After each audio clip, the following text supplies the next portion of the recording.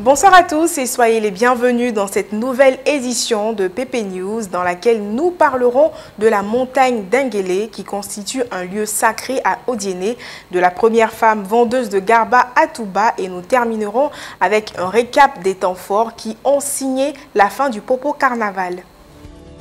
L'Afrique et ses mystères, d'un pays à un autre, d'une région à une autre, il y a des histoires aussi passionnantes les unes que les autres. Dans cet élément, nous nous trouvons dans la région de Kabadougou, précisément à Odiéné. Il y a une histoire dans cette localité qui tourne autour d'une montagne appelée Dinguélé. Reportage. Odiéné, région du Dinguélé. Cette région tient son nom d'une grotte considérée comme un monument de la ville. Aujourd'hui, l'imam Koné Seydou, fils de la région, va nous dire ce qu'il sait sur le Dinguélé. Écoutez-le. Dinguélé, ça signifie un grand montagne, une seule montagne. Voilà, c'est quand on dit Dinguélé en Djoula, ça veut dire une seule montagne qui a au région de Odiéné, la région de Dinguélé. Il n'y a pas deux. C'est le vieux Sangaré Moussa qui a adoré cette montagne-là. Quand il a adoré, il n'a pas dit que vous venez prier à côté des montagnes, mais venez toujours montagne, vous venez faire sa lecture du Coran. Puis les lits, les draps, le Kairat, c'était l'imam. Après, même son fils Sangaré le Séni qui est devenu l'imam. Bon, chaque année, bon, on vient ici pour venir faire la fête. On tue les moutons, les bœufs, pour faire sacrifice pour le région de Kabadou et le pays même. Et quand il vient aussi venir faire la bénédiction ici, bon, ça vite, Dieu a quoi aussi vite. Parce que ici, là, c'est un coin qui est très sérieux. Ouais, le temps de Moïse, lui aussi, quand il parlait avec Dieu, il est parti sur une montagne d'abord, avant de parler avec Dieu. On sait que montagne, c'est très important dans la vie. En tout cas, c'est ça qui est là. De la manière vous voyez c'est disposé là, même s'il pleut comment, ou bien 1000 personnes essaient de pousser là, ça peut jamais tomber. À Touba, c'est Célestine qui fait la loi. En effet, avec une recette journalière maximum de 40 000 francs CFA, elle est la première vendeuse de garba dans cette ville du nord-ouest de la Côte d'Ivoire.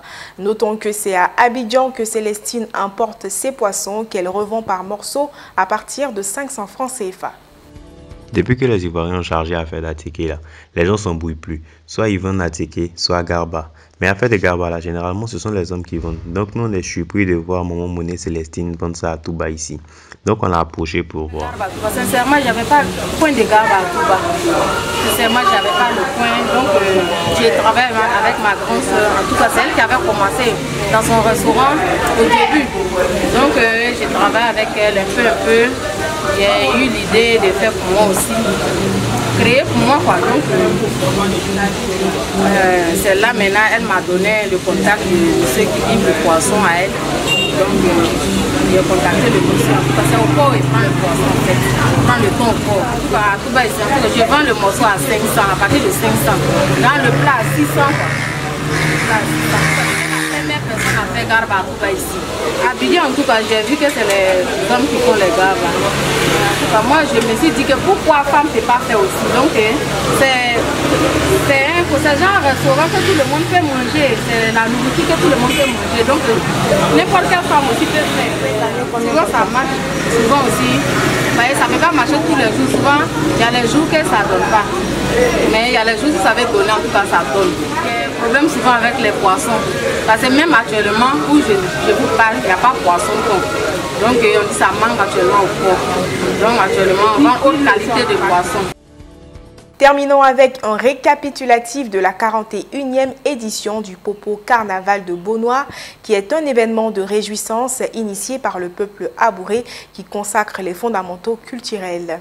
Plusieurs activités, entre autres défilés, fanfares et danses folkloriques, ont meublé ce carnaval qui a été lancé depuis le 3 février dernier. Ce samedi 30 avril s'est tenue la 41e édition du Popo Carnaval. Les abourés de Beaunois ont une fois de plus perpétué une tradition vieille de plus de 40 ans. Pépé-Soupe peut être de la partie. Costumes, danse, défilés, bref, un festival haut en couleurs. Aujourd'hui, le rideau se fermera sur la 41e édition du Popo Carnaval, dont le thème est la diversité culturelle, socle d'une réconciliation et gage de développement de la commune de Beaunois.